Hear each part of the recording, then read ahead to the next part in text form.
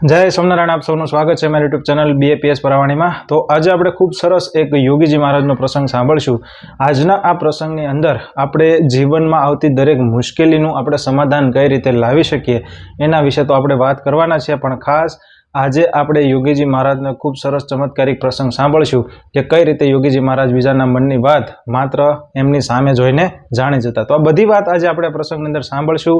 જીવનમાં આવતી કોઈ પણ મુશ્કેલીને આપણે કઈ રીતે સામનો કરી શકીએ, નિષ્ફળતામાંથી સફળતા મેળવવા માટે કયો માર્ગ અપનાવો, એ બધી વાત આજે આપણે આ પ્રવચન અંદર સાંભળશું। તો વિડીયો સંપૂર્ણ જોઈએ, વિડીયો લાઇક કરી ચેનલને જરૂરથી સબસ્ક્રાઇબ કરજો અને નીચે જય સ્વામિનારાયણની કમેન્ટ અવશ્યથી કરજો। તો આવો આજનું આ પ્રવચન શરૂ કરીએ। જય સ્વામિનારાયણ। વચનામૃતની અંદર ઘણા બધા સ્થાનની અંદર સંતોના લક્ષણ બતાવ્યા છે। એમાંથી એક વચનામૃત છે ગઢડા અંત્ય પ્રકરણનું 26। એ વચનામૃતમાં શ્રીજી મહારાજ કહે છે, ભગવાનની પેઠે સેવા કરવા યોગ્ય જે સંત હોય એ કેવા હોય? તો ઇન્દ્રિયો, અંતઃકરણ આદિ જે માયાના ગુણ તેની ક્રિયાએ કરીને પોતે દબાય નહીં, પણ એની ક્રિયાને પોતે દાબીને વર્તે। આ પહેલું લક્ષણ બતાવ્યું। બીજું લક્ષણ એ બતાવ્યું, અખંડ ભગવાન સંબંધી જ ક્રિયાને કરે। ત્રીજું લક્ષણ એ બતાવ્યું કે પંચવર્તમાન દ્રઢપણે પાળતા હોય। ચોથું લક્ષણ એ બતાવ્યું, પોતાને બ્રહ્મરૂપ માને। અને પાંચમું લક્ષણ એ બતાવ્યું કે પુરુષોત્તમ નારાયણની ઉપાસના કરે। આવા જે સંત હોય એને દેવ જેવા, એને મનુષ્ય જેવા ન જાણવા, એને દેવ જેવા પણ ન જાણવા। કેમ જે આવી ક્રિયા દેવ મનુષ્યને વિશે હોય નહીં, અને એવા સંત મનુષ્ય છે તો પણ ભગવાનની પેઠે સેવા કરવા યોગ્ય છે। આ શ્રીજી મહારાજે વાત કરી। આપણે જો પહેલા લક્ષણો વિચાર કરીએ, ઇન્દ્રિયો અંતઃકરણની વાત કરી, એ જીતવા બહુ કઠણ છે। આપણે મનુષ્યનો વિચાર કરીએ, દેવતાઓનો વિચાર કરીએ તો એના પરથી આપણને ખ્યાલ આવશે કે ઇન્દ્રિયોનું બળ અને મનનું બળ બહુ જબરજસ્ત છે।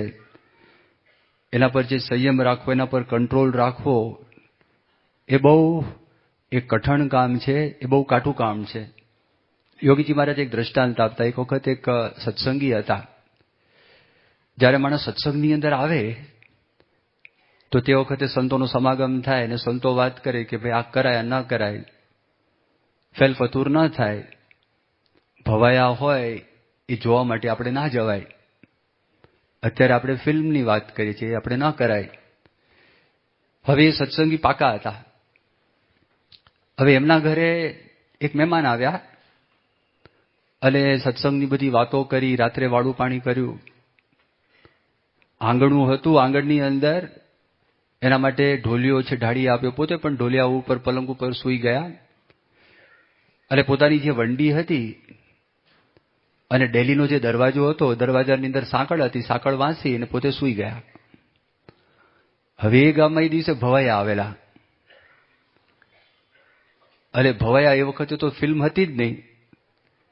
એટલે ભવાયા શરૂઆતમાં આવે, ગામના માણસોને ખબર કેવી રીતે પડે? ભૂંગળો વગાડે, અને ભૂંગળ સાંભળીને ગામના માણસોને ખબર પડે ભવાયા આવ્યા છે। વરસમાં એક વખત કાં તો વરસમાં બે વખત આ રમત બધી બતાડવા માટે ભવાયા આવે, ને ગામના બધા માણસો છે આ તમાશો જોવા માટે ભેગા થાય। હવે પેલા માણસને સત્સંગ નહીં અને આ બધી વાતો કરી, સત્સંગની વાતો, એટલે રાત્રે વાળું પાણી કરીને સૂતા તો ખરા, પણ જ્યાં આગળ ભૂંગળ સંભળાય ને એના કાન ખેંચાયા।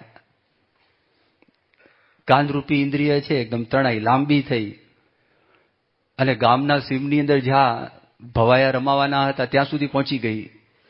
એને વિચાર કર્યો કે હું જઉં તો ખરાબ લાગે, અને આમને ત્યાં મહેમાન થઈને આવ્યો છું, 2-3 દિવસ અહીંયા રોકાવાનો છું, હવે મારે કરવું શું? આ ભવાયા જોવા માટે જવું તો છે જ। એટલે પછી એ માણસે વિચાર કર્યો, જોયું તો જે સત્સંગી હરિભક્ત હતા એ તો સૂઈ ગયા હતા ઘસઘસાટ, એને એની સાથે કંઈ લેવા દેવા નહોતા। એને કીધું જો હું બારણું ખોલીશ, અવાજ આવશે અને આ જાગી જશે તો ઠીક નહીં લાગે, તો વંડી ચડ્યા અને વંડી ચડીને વંડી ઉપરથી કૂદકો માર્યો અને કૂદકો મારી અને ભવાયા છે એ સવાર સુધી રમ્યા, ત્યાં સુધી બધું જોયું અને સામાન લેવા માટે પણ ઘરની અંદર આવ્યા નહીં, ત્યાંથી જ રવાના થઈ ગયા. એના મનની અંદર થયું કે આપણા ભૂકા નીકળી જશે. હવે જો એના ઉપર સંયમ એ રાખવો એ કઠણ છે. એ સાંભળ્યું હોય માણસને, છતાં પણ પોતે નક્કી કર્યું હોય, ભાઈ આજના દિવસ માટે હું હરિભક્તને ઘરે આવ્યો છું, ભલે મારા ઘરે જઈને હું જે કરતો હોય એ કરું, પણ અહીંયા આગળ મારે આ ના કરવું જોઈએ. એ પ્રકારનો વિવેક હોવા છતાં પણ ઇન્દ્રિયોનું એટલું બધું બળ છે, એની એટલી બધી તાકાત છે કે જાણવા છતાં પણ માણસ છે એ જે ન કરવું હોય એ પોતે રોકી શકતો નથી. બીજો પ્રસંગ જુઓ, શ્રીજી મહારાજના વખતની અંદર દીનાનાથ ભટ્ટ હતા અને દીનાનાથ ભટ્ટ બહુ વિદ્વાન હતા. અને પ્રસંગ એવો બની ગયો કે શિક્ષાપત્રીની અંદર શ્રીજી મહારાજે દીનાનાથ ભટ્ટનું નામ લખ્યું નહીં, મયારામ ભટ્ટનું નામ લખ્યું. અને મયારામ ભટ્ટ છે, તમે શિક્ષાપત્રીના શ્લોક વાંચો, ત્રીજો કે ચોથો શ્લોક છે, એ ચોથા શ્લોકની અંદર મયારામનું નામ આવે છે. હવે એક વ્યક્તિ એમને મળી ગયા અને એ વ્યક્તિ એમને વાત કરી કે મયારામ ભટ્ટ તો વિદ્વાન નથી, અને તમે આટલા બધા વિદ્વાન છો, તમારું નામ સ્વામિનારાયણ ભગવાનની શિક્ષાપત્રીમાં લખ્યું નહીં અને આ નામ અંદર લખી દીધું છે. હવે એ સાંભળે છે એક વ્યક્તિની વાત, એ વ્યક્તિની વાત સાંભળે છે, પણ જો એને આ કાનરૂપી ઇન્દ્રિય એના પર જો કંટ્રોલ હોત તો કોઈ પણ વ્યક્તિની જ્યારે આપણે વાત સાંભળીએ તો વિવેકી માણસ જે વિચાર કરે કે આમાં કેટલું તથ્ય છે. પણ એના મનમાં તરત વિચાર આવ્યો કે શ્રીજી મહારાજે મારું નામ લખ્યું નહીં. અને શ્રીજી મહારાજને મૂકીને દીનાનાથ ભટ્ટ છે એ નીકળી ગયા.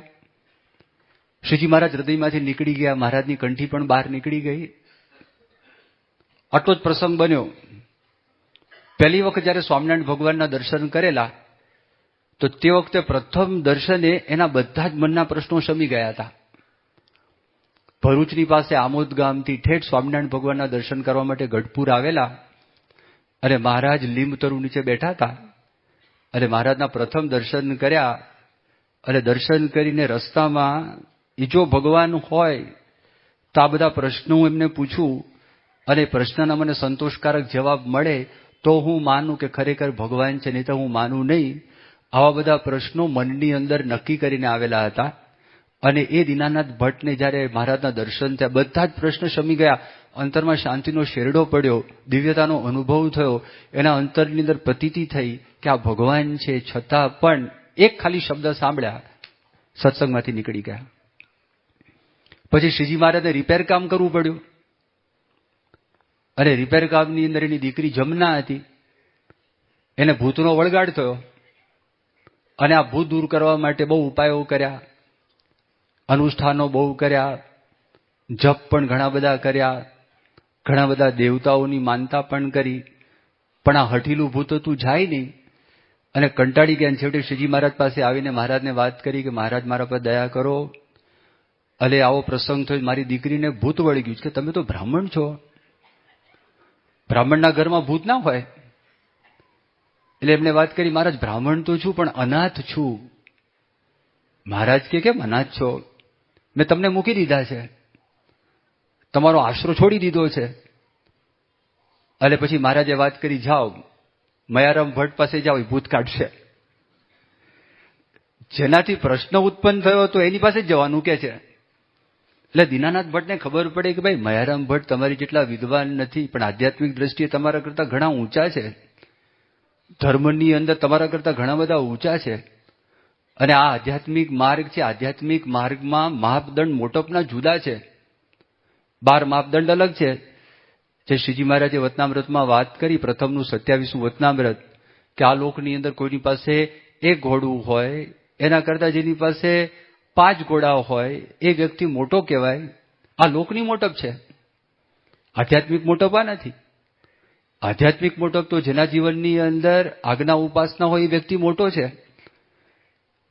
અને એ સામાન્ય પણ હોય, ગરીબ પણ હોય, ગામડાનો પણ હોય, આદિવાસી પણ હોય, તો એ વ્યક્તિ મોટો છે એ સમજવું પડે. અને એ જો સમજાય તો જ આધ્યાત્મિક માર્ગમાં માણસ આગળ વધી શકે. અને મહારાજે મયારામ ભટ્ટ પાસે એમને મોકલ્યા અને મયારામ ભટ્ટ પાસે એ ગયા અને મયારામ ભટ્ટની તો ઉપાસના ભગવાન સ્વામિનારાયણની હતી. ભગવાન સ્વામિનારાયણને પ્રાર્થના કરી, ભૂત જતું રહ્યું અને ફરી વખત પાછા દીનાનાથ ભટ્ટ સત્સંગમાં આવ્યા. પણ આનો સંયમ નહીં, આના પર નિયમન નહીં, આના પર કંટ્રોલ નહીં. અને જે વાત આવી, વાતનો સ્વીકાર કર્યો તો એના જીવનની અંદર ઉપાધિ થઈ. ઇન્દ્ર દેવતાઓનો રાજા કહેવાય. શચી જેવી એની પત્ની, પતિવ્રતા સ્ત્રી, તો પણ અહલ્યાની અંદર એ મોહ પામ્યા તો ઇન્દ્રના જીવનની અંદર લાંછન થયું. નારદજી હતા તો નારદજી સામાન્ય તો હતા જ નહીં. નારદજી કેવા હતા?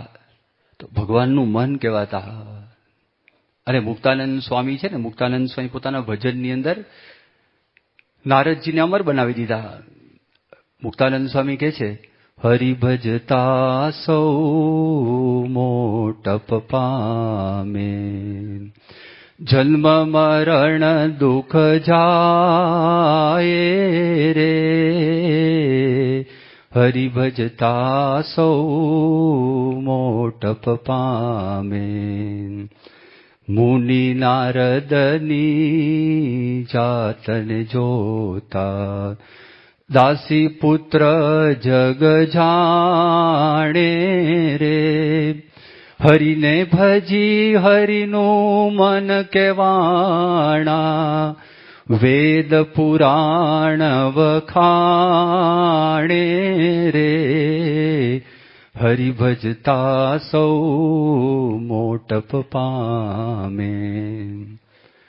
જો મુક્તાનંદ સ્વામી છે એમના ભજનની અંદર વાત કરી કે હરિ ભજતા સૌ મોટપ પામે, જન્મ મરણ દુઃખ જાય રે, મુનિ નારદની જાતને જોતા, દાસી પુત્ર જગ જાણે રે. આ દુનિયાના બધા જ માણસો છે, તમે પૂછો તો એ કોણ હતા? નારદજી દાસીના પુત્ર હતા. એ સામાન્ય હતા, પણ હરિને ભજી હરિનું મન કહેવાણા, ભગવાનનું ભજન કરીને ભગવાનનું પોતે મન કહેવાણા, એવા નારદજી હતા. સામાન્ય હતા. શાસ્ત્ર માત્રની અંદર નારદનો ઉલ્લેખ છે, ઉપનિષદની અંદર પણ નારદનો ઉલ્લેખ છે. એવું કોઈ શાસ્ત્ર નહીં હોય જેમાં નારદજીનો ઉલ્લેખ ના હોય. પણ એ નારદજી, એમણે વિશ્વમોહિની શીલનિધિ રાજા એની દીકરીનો હાથ પકડ્યો અને નારદજીને પરણવાનું મન થયું. જો વિચાર કરજો. એટલા માટે નિષ્કુળાનંદ સ્વામી આ પોતે વાત કરે છે, સમજાવે છે, ત્યાગ ન ટકે રે વૈરાગ્ય વિના, કરે કોટી ઉપાયજી, અંતર ઊંડી ઈચ્છા રહે, તે તો કેમ તજાયજી, ત્યાગ ન ટકે રે વૈરાગ્ય વિના. ઉષ્ણરતે અવની ઉપરે, બીજ ન દિશે બારજી, ઘન વરસે વન પાંગરે, એમ ઇન્દ્રિય વિશે વિકારજી, ત્યાગ ન ટકે રે વૈરાગ્ય વિના. નિષ્કુળાનંદ સ્વામીએ ભજન લખ્યું. ગાંધીજીએ પોતે આશ્રમ ભજનાવલીની અંદર આ ભજન એ ગ્રંથસ્થ કરેલું છે. એમાં પોતે અદ્ભુત વાત કરી છે કે ત્યાગ અને વૈરાગ્યની અંદર થોડોક ફરક છે. ત્યાગ લીધો હોય, સંસાર છોડી દીધો હોય, પણ જો વૈરાગ્ય એના જીવનની અંદર સત્સંગ કરતા કરતા ના આવે તો અંતરની અંદર જે અંતરમાં ઊંડી ઊંડી ઈચ્છાઓ છે એ તજાતી નથી ને દ્રષ્ટાંત અદ્ભુત આપે છે. રઘુવીર ચૌધરીએ વાત કરી, ખાલી એક જ ચરણ, ઉષ્ણ રતે અવની ઉપરે, બીજ ન દિશે બારજી, ઘન વર્ષે વન પાંગરે, એમ ઇન્દ્રિય વિશે વિકારજી. જ્યારે વરસાદ ન હોય, વૈશાખ મહિનાનો તાપ પડતો હોય અને આ જમીન ઉપર આપણને એક પણ બીજ બહાર દેખાય નહીં, પણ જ્યારે વરસાદ પડે ત્યારે જમીન છે લીલીછમ થઈ જાય. એમ એવી રીતે જ્યાં સુધી એને વિષયનો યોગ નથી ત્યાં સુધી વાંધો આવતો નથી. પણ જેવો વિષયનો યોગ થાય તો તે વખતે વ્યક્તિ ઇન્દ્રિયોનું બળ છે. શ્રીમદ ભગવદ્ ગીતામાં અર્જુન આનો સ્વીકાર કરે છે. કૃષ્ણ ભગવાનને પોતે વાત કરે છે કે ઇન્દ્રિયાણી પ્રમાથીની. ઇન્દ્રિય કેવી છે? પ્રમાથી છે અને એકદમ તાણે છે વિષયની તરફ. એનું પોતે વર્ણન કરે છે. બીજી એક કડીની અંદર એ નિષ્કુળાનંદ સ્વામી એ પોતે લખે છે કે ચમક દેખી લોહ ચડે, એમ ઇન્દ્રિય વિષય સંજોગજી, અણભેટે અભાવ છે, ભેટે ભોગવશે ભોગજી, ત્યાગ ન ટકે રે વૈરાગ્ય વિના. ચમક દેખીને લોહ ચડે. લોહચુંબક હોય એની પાસે તમે લોખંડના કટકા મૂકો તો લોખંડના કટકા ચડવા લાગે, ખેંચાય, આકર્ષણ થાય.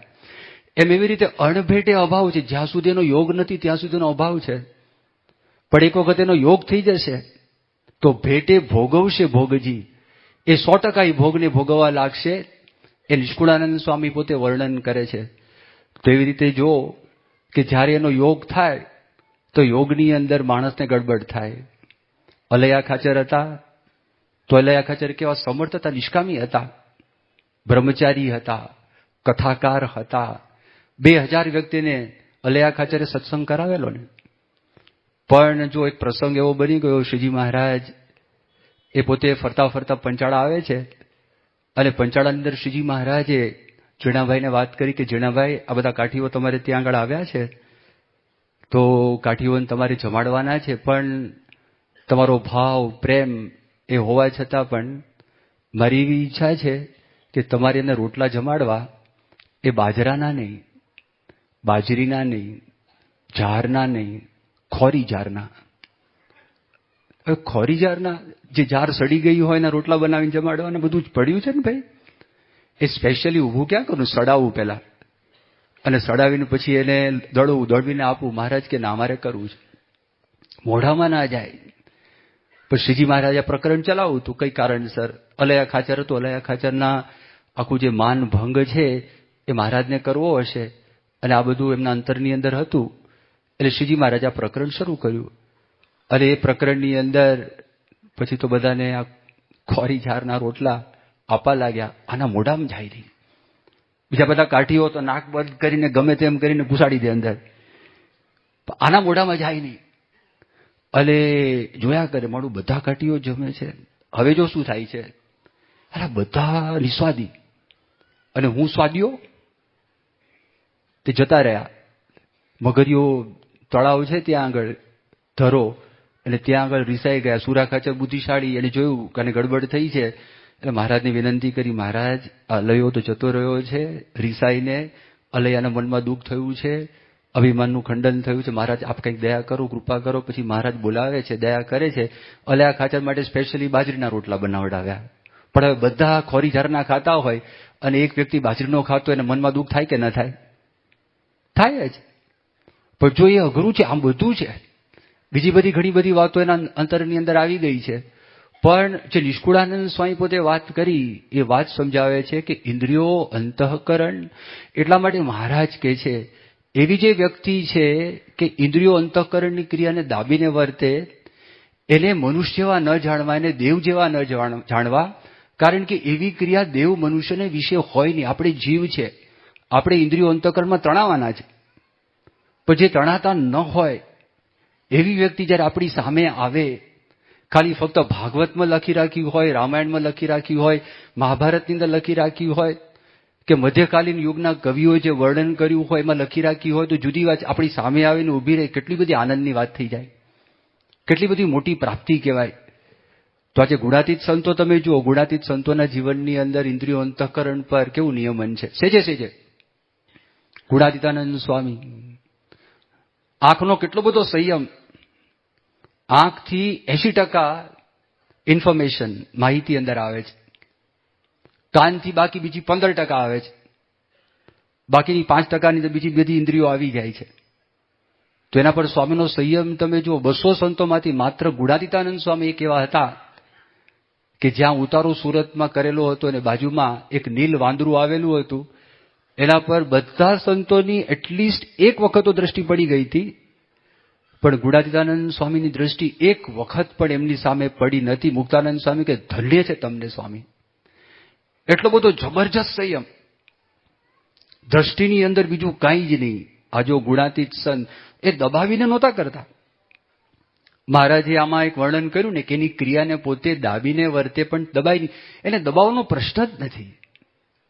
એમને ઇન્દ્રિયો અંતઃકરણ છે જ નહીં, દબાવવાના ક્યાં આગળ છે? પણ આપણને સમજાય કેવી રીતે? આપણી બુદ્ધિની અંદર બેસે, આપણને ખ્યાલ આવે. એટલા માટે મહારાજ આ શબ્દનો ઉપયોગ ત્યાં આગળ કરેલો. હકીકતમાં ગુણાતીત સંતે કોઈ દબાવવાનો પ્રશ્ન થતો જ નથી. દબાવવાનો અર્થ શું થાય કે આપણને ગમે છે અને આપણે કરતા નથી એટલે દબાવવાનો પ્રશ્ન થયો. આપણે કોઈ વસ્તુ ગમતી, ટેલિવિઝન ગમે છે, ક્રિકેટની મેચ ચાલુ છે અને આપણે ચલો પરીક્ષા છે કાલે અને મનમાં સંઘર્ષ શરૂ થયો, મેચ જોવી કે પરીક્ષાનું વાંચવું, મેચ જોવી કે પરીક્ષાનું વાંચવું. પછી મનને દબાવી અને ટેલિવિઝન બંધ કરી દી, એ દબાવવાની વાત આવી. આ તો દબાવવાનો પ્રશ્ન જ નથી એના જીવનની અંદર. પણ છતાંય આપણને એમ દેખાય. તમે જુઓ યોગી બાપા માંઝાની અંદર, ઈસ્ટ આફ્રિકા ટાન્ઝાનિયા દેશનું એક શહેર છે માંઝા, એ ત્યાં સનાતન મંદિર છે. અત્યારે સનાતન મંદિરની સામે આપણું મંદિર થઈ ગયું, એની બરોબર સામે જ છે. અને યોગીજી મહારાજ ત્યાં આગળ 1959-60ની સાલમાં જ્યારે ઈસ્ટ આફ્રિકાની અંદર 9 મહિના માટેનું વિચરણ હતું, સ્વામી ત્યાં ગયેલા. અને પછી બાપાને લઘુ કરવા માટે જવાનું થયું અને સ્વામી લઘુ કરવા માટે ગયા. હવે ત્યાં આગળ લાલ મકોડા હતા. એ લાલ મકોડા બધા યોગી બાપા બેસીને લઘુ કરે બાથરૂમમાં, તે મકોડા બધા ચડી ગયા હશે. હવે એ કોઈને ખ્યાલ રહ્યો નહીં. અને પછી સ્વામી તો સભામાં આવીને બેઠા અને સભામાં એક મહાત્મા ત્યાં આગળ આવેલા. 1 કલાક સુધી પ્રવચન ચાલ્યું. યોગી બાપાએ થોડી વાતચીત કરી અને વાતચીત કરીને પછી સ્વામી પાછા આવ્યા. સ્વામીને પ્રોસ્ટેટની તકલીફ હતી એટલે સભા પછી ફરી વખત સ્વામી બાથરૂમ જવા માટે ગયા. ઈશ્વર સ્વામી સાથે હતા અને બાપા કે જુઓ તો કંઈક છે. અને જોયું લાલ મકોડા બધે કરડેલા, લાલ લાલ ચકામાં થઈ ગયા હતા. 1 કલાક સુધી આ બધા મકોડા આંટા મારતા હતા અને જે ચટકા ભર્યા સ્વામી શાંતિથી બેઠા હતા. એટલે આપણને એક કરડ્યો હોય અને જે આપણું રિફ્લેક્સ એક્શન કામ કરે આપણું થાય જ. એમાં કંઈ ખોટું છે એવું પણ નથી. થાય તરત જ આપણને ઝાટકો લાગે, કીડી કરડે કે મકોડો કરડે, આમ ધડાકો થાય. એમાં લાલ તો કાળા કરતાં પણ વધારે ચટકો ભરે એવા મકોડા. અને સ્વામીને બધે પછી તો ખંખેર્યું, થોચ્યું, ઊંચું કર્યું, ઓહો બધે ચડી ગયા હતા. એટલે ઉતારે ગયા પછી થોડોક મલમ ને એવું બધું લગાડ્યું. પછી વાત કરી કે બાપા આપને આ સભાની અંદર ક્યારથી? સ્વામી કે પહેલેથી જ હતા. કેટલું બધો કંટ્રોલ, ઓહો જબરજસ્ત કંટ્રોલ. પ્રસન્નતા લેશ માત્ર પણ પ્રસન્નતા ડગી નહીં. અને સ્વામી ત્યાં આગળ બેઠા હતા. જો ગુણાતીત સંત આપણે નથી, એ છે તો આપણને ખબર તો પડે કે આપણને આ વ્યક્તિ મળ્યા છે, આ પુરુષ આપણને મળ્યા છે, જબરજસ્ત પુરુષ આપણને પ્રાપ્ત થાય, એનો આપણને ખ્યાલ તો આવે. પછી કોઈકે વાત કરી સ્વામી કેવા કરડ્યા? સ્વામી કે જિંદગીમાં કરડ્યા ના હોય એવા કરડ્યા અને બધાનું કલ્યાણ, બધાને અક્ષરધામ મળશે. કહો લો, આ મકોડાને કલ્યાણ, એ કરડ્યા એનું પણ કલ્યાણ. સ્વામી 1970ની અંદર લંડન પધાર્યા પહેલી વખત. અને તે વખતે બધા પ્રેસ રિપોર્ટર ભેગા થયા હતા અને એ લોકોને રસ એમાં હતો, આ લોકો કંઈ સત્સંગી નહોતા. એ લોકોને ગરમા ગરમ કંઈક સમાચાર હોય અને સમાચારથી બધા વાંચકો છે ને આકર્ષણ થાય. તો આકર્ષણની વાત એ હતી કે 40 વર્ષથી કોઈક વ્યક્તિ એવા છે જેને સ્ત્રીની સામું જોયું નથી, એમાં એને રસ હતો. અને ત્યાં આગળ આવ્યા અને હિથ્રો એરપોર્ટ ઉપર યોગીજી મહારાજને આના સંદર્ભમાં જ પ્રશ્ન પૂછ્યો કે તમને કોઈ મૂંઝવણ થઈ નથી? યોગી મહારાજ કે જિંદગીમાં નહીં. આમ હાથો ઊંચો કરીને કીધું જિંદગીમાં નહીં. આના જ અનુસંધાનમાં પ્રશ્ન હતો. 40 વર્ષથી દ્રષ્ટિ ગઈ નથી. દ્રષ્ટિનો સંયમ તમે જુઓ, કેવો સંયમ. પ્રમુખ સ્વામી મહારાજનો આપણે વિચાર કરો, સ્વામીના જીવનમાં એ જ આપણને જોવા મળે છે. એટલો જબરજસ્ત સંયમ. એક વખત મુંબઈમાં સ્વામી પધારેલા અને તે વખતે સ્વામી જાગ્રત થાય ને, અને જાગ્રત થઈને સ્વામી સ્નાન કરવા જાય, શૌચવિધિ કરી સ્નાન કરીને પછી પધરામણીનો દોર શરૂ થાય. એટલે બાપા આરામમાં જાય, 2:30 વાગી ગયા હોય, 2:30 પોણા 3 થયા હોય, પોણા 4 વાગ્યાની આસપાસ કાં તો 3:30 સ્વામી જાગી જાય. અને ત્યાં બહાર સ્નાન કરવાનું હતું, રૂમની અંદર કોઈ બાથરૂમ સંડાસ નહોતા. એટલે સ્વામી જાય અને સ્નાન કરી શૌચવિધિ કરીને સ્વામી પધરામણી જતા રહે. જેવા સ્વામી બહાર નીકળ્યા, એક હરિભક્ત આવ્યા અને સ્વામીને વાત કરી કે સ્વામી મારે 2 મિનિટ ખાનગી કરી. સ્વામી કે 2 મિનિટ શું કરાવો, આવો ને 5 મિનિટ બેસીએ. જો કુદરતી હાજત શૌચવિધિ કરીને સ્નાન કરવાનું છે, સ્વામી ચલો બેસું કરો 5 મિનિટ. હવે કોણ જાણે શું થયું, તે વખતે પધરામણી કદાચ નહીં હોય, પણ સ્વામીનો ટાઈમ આ હતો. તે સાંજે લગભગ એ વ્યક્તિ 6:30 સુધી સ્વામીની સાથે બેઠા હતા. 2 મિનિટની ખાનગી, 2 કલાકથી વધી ગયા. સ્વામી બેઠા હતા અને બેસીને પછી શાંતિ 6:30 આવ્યા. ત્યાં આગળ ઇન્દ્રિયો ઉપર સંયમ. 1980ની સાલમાં સ્વામી લંડનમાં એક ખાતમુહૂર્ત કરવા માટે, મંદિરના ખાત માટે પધારેલા. જ્યાં આગળ અત્યારે શિખરબદ્ધ મંદિર છે ને, એ મંદિરની સામે આપણું એક જૂનું મંદિર ત્યાં હતું. એક રસ્તો ખાલી તમે ક્રોસ કરો અને સામે જાઓ, મેડો ગાર્થ છે એની સામે જ છે. હવે એ જગા છે, હવે જગામાં વેરહાઉસ હતું, એનું ખાત કરવાનું હતું. હરિભક્તોનો ઉત્સાહ બહુ હતો કે પ્રમુખ સ્વામી મહારાજ ત્યાં મોટું મંદિર કરશે. એટલા માટે હરિભક્તોએ વિચાર કર્યો કે અહીંયા આગળ આપણે ખાત કરવાનું છે, પણ એમને ત્યાં ખાત નથી કરવું, પણ 4 માઇલ દૂર પ્રમુખ સ્વામી મહારાજને ઉતારવા અને હેલિકોપ્ટરમાં બેસાડીને ત્યાં લઈ જવા. હેલિકોપ્ટર ત્યાં આગળ ઉતરે એ પહેલા હેલિકોપ્ટર પુષ્પની વૃષ્ટિ લંડન ઉપર કરે અને સ્વામી ઉતરીને હાથી ઉપર બેસે. હાથી ઉપર બેસી અને મંદિરની અંદર 4 માઇલની લાંબી સવારી ચાલે. એમાં બધા હરિભક્તો, બાઈ ભાઈ, નાના મોટા બધા જોડાય. આવી એક ભાવના હતી. ધામધૂમપૂર્વક લંડનની અંદર રસ્તામાં હાથી ન નીકળે, આપણે નીકળે અહીંયા રસ્તામાં દેખાય. લંડનમાં કઈ હાથી રસ્તામાં ના નીકળે, આગુ પાછું થાય તો. એટલે સ્કોટલેન્ડ યાર્ડ છે એના હેડે બધી વાત કરી દીધી, આ બધું ગોઠવણ કરવાની. અને નીકળી ત્યાં આગળ એક મૌરીન નામનો હાથી હતો. અને એના પર સ્વામી નીકળ્યા, ઠાકોરજીને લઈને બેઠા, ઠાકોરજીના માથે છત્ર. અને હવે આ લોકો તો ટેવાય ને, અહીંયા બધા અંબાડી ઉપર બેસવા માટે ટેવાયા હોય ને, ત્યાં કોઈ અંબાડીમાં બેસવાનું હોય નહીં. તે ખબર નહીં બાંધેલું ને, તે ઉપરનો ભાગ આમ હલે આમ હલે, એટલે પડી ન જવાય એટલા માટે સ્વામી એક હાથ છે ને પકડી રાખ્યો તો પેલા ઉપર, એટલે આમ જયારે પડે ત્યારે આગુ પાછું ન થાય. છત્ર માથા ઉપર હતું અને ખોળાની અંદર ઠાકોરજી હતા. અને એમાં પડ્યો વરસાદ. વરસાદ પડ્યો. જેવો વરસાદ પડે એટલે આમે ત્યાં આગળ કેવું છે, જેવું વાદળ આવે તો ઠંડી શરૂ લાગે, ઠંડી લાગવાની શરૂ થઈ જાય. અને વરસાદ પડે તો એકદમ ઠંડુ થઈ જાય અને હાથ ખુલ્લા બધા જ. એવું કહેવાતું સ્વામી જે પકડી રાખ્યું હતું ને, સ્વામીના બધા નકલ્સ આ બધા એ સફેદ થઈ ગયા, એકદમ સખત ઠંડી હતી ને. અને આ બધી પરિસ્થિતિ એકદમ સર્જાઈ. અને પછી સંતોએ વિચાર કર્યો અને બાપાને વિનંતી કરી કે સ્વામી આમાં ફાવે નહીં.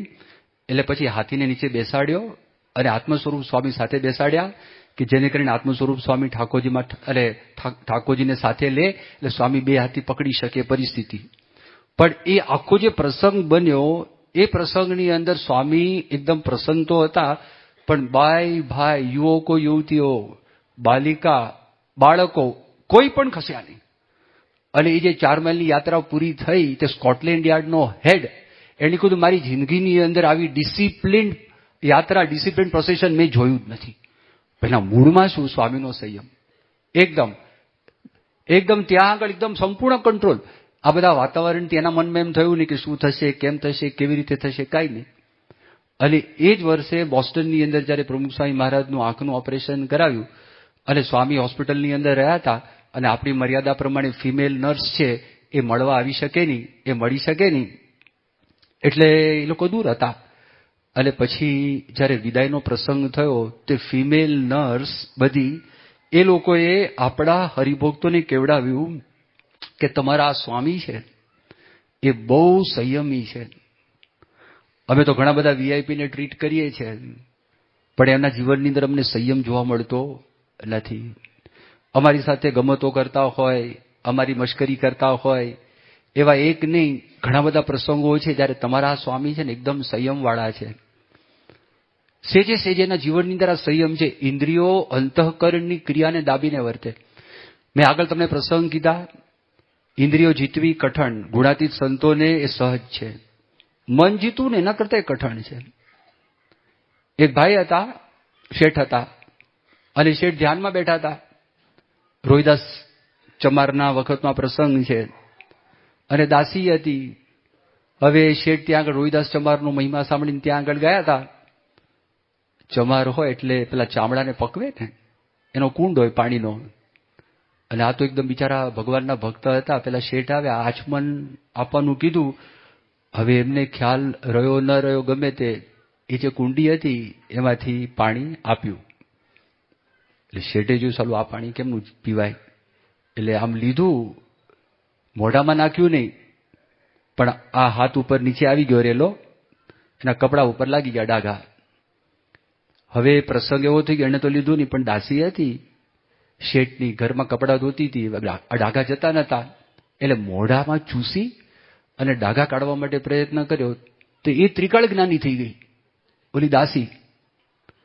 એટલે પછી એક વખત શેઠ ધ્યાનમાં બેઠા હતા, અને શેઠ ધ્યાનમાં બેઠા હતા, અને પછી કોક આવ્યું શેઠને મળવા માટે. તો પછી દાસીએ એને પૂછ્યું, શેઠ ક્યાં છે? તો દાસીએ વાત કરી, શેઠ હરિજન વાસ ગયા છે. એટલે ઘરમાં પૂજા કરતા હતા કે હરિજન વાસ ગયા છે. આને સાંભળ્યું, આ કાન તો ખુલ્લા હતા, આમ ધ્યાનમાં હતા અને કાન તો ખુલ્લા હતા. હાલે આ દાસી હરિજન વાસ. અને પછી પૂજા કરીને બહાર નીકળ્યા, હાલી ભાન પડતી નથી, હરિજન વાસ. એ કે તમે ઉઘરાણી કરવા માટે હરિજન વાસમાં નતા ગયા મનથી? ઓ બાપરે, તને આ ક્યાંથી ખબર પડી? કે હું જાણતી નથી, આ તમારું કાપડ આવ્યું હતું અને મેં ચૂસ્યું એમાં થઈ ગયું. એને થયું, હા રોહિદાસ ચમાર. શેઠ દોડ્યા રોહિદાસ પાસે, આચમન આપો. એ કે મોજ દાસી લઈ ગઈ. આ મોજ છે દાસી લઈ ગઈ. પૂજામાં બેઠા હતા, એ પણ અઘરું છે, પણ મન ઉપર કંટ્રોલ, મન ઉપર નિયમન, એ એના કરતા પણ અઘરું છે. ચલો, મેં તમને નામની વાત કરી. શ્રીજી મહારાજના વખતમાં ઘનશ્યામદાસ હતા, નાજા જોગિયા હતા, શ્રીજી મહારાજના અંગત સેવક હતા. મહારાજ સિવાય કોઈ પ્રધાન નહોતું. એ નાજા જોગીની આપણે વાત સાંભળીએ છીએ. એના ઢીચણ ભાંગવા માટે ભોંયરા ગામના વાસુર ખાચર તૈયાર થયા, તો તે વખતે એમને ખાલી મહારાજનો આશરો હતો. સ્વામિનારાયણ મંત્ર આપણે કરીએ, બચાવે તો ઠીક છે, ન બચાવે તો પણ મારા ભગવાન તો છે જ. બચાવે તોય ભગવાન, ન બચાવે તોય ભગવાન. આવી દ્રઢતા, આવો આશરો એમને જીવનમાં હતો જ. એ ઓર્ડિનરી ભક્ત નહોતા. મહારાજ માટે માથું આપી દે, પ્રાણ આપી દે, એવા ભક્ત હતા. અને શ્રીજી મહારાજ ધામમાં ગયા, પછી સાધુ બન્યા. ગુણાતીતાનંદ સ્વામી પાસે જુનાગઢમાં રહેતા હતા, નામ ઘનશ્યામદાસ હતું. અને એ પણ બધા ધ્યાન કરે ને, જુનાગઢની આખી રીત અલગ. ત્યાગ, તપ, વૈરાગ, ધ્યાન, કથા વાર્તા, સેવા, આ બધા સંતો જોડાયેલા હતા. અને આંખ બંધ કરીને બેઠા હતા, ધ્યાન કરતા હતા. ગુણાતીતાનંદ સ્વામી ત્યાં આવ્યા, અને ગુણાતીતાનંદ સ્વામી કીધું, ઘનશ્યામદાસ ધ્યાન કરો છો કે ચાળા ચૂથો છો? એકદમ જાગ્રત થયા, કાઠીની બોલી આવી ગઈ મોઢામાં. સ્વામી, મારા માથે કાણું તૂત શા માટે નાખો છો? એટલે શા માટે મારા માટે તૂત નાખો છો? મિથ્યા આક્ષેપ કેમ કરો છો? સ્વામી હસતા હસતા કે, ઘનશ્યામદાસ, શ્રીજી મહારાજની મૂર્તિનું ધ્યાન કરતા હતા કે દાદા ખાચરના દરબારમાં ધોળા તલકાવાળી ભેંસ, એના માથે હાથ ફેરવતા હતા? શું કરતા હતા? ઓ બાપરે, આને ક્યાંથી ખબર પડી ગઈ કે આમ દેખાય કે ઓહો ફર્સ્ટ ક્લાસ, શું આમ સ્થિર છે, પદ્માસન, સ્વસ્તિકાસન, એકદમ કરોડરજ્જુ પણ સીધી, માથું પણ સીધું, મનની અંદર ભેંસ ઉપર હાથ. આપણે એવું છે, એ અઘરું છે.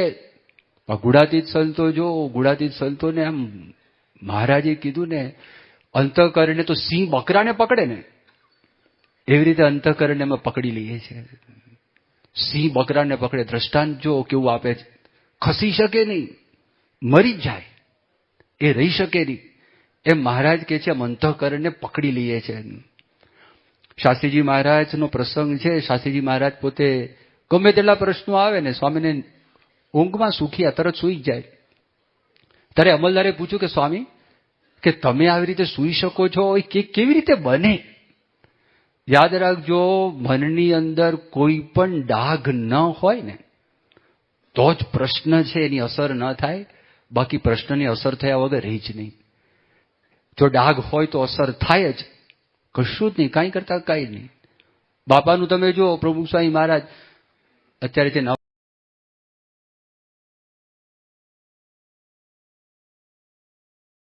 તો જોઈને આજના આ પ્રસંગની અંદર આપણે યોગીજી મહારાજનો જો એક ચમત્કારિક પ્રસંગ હતો કે કોઈની સામે નજર માત્ર મિલાવવાથી યોગીજી મહારાજ જાણી જતા કે આ માણસના મનમાં શું ચાલી રહ્યું છે. તો આ બધી વાત એક સત્પુરુષ જ જાણી શકે, કોઈ સામાન્ય વ્યક્તિની વાત જ નથી. એટલા માટે યોગીજી મહારાજ સાક્ષાત પરબ્રહ્મ સત્પુરુષ હતા એ વાત અહીંથી સાબિત થાય છે.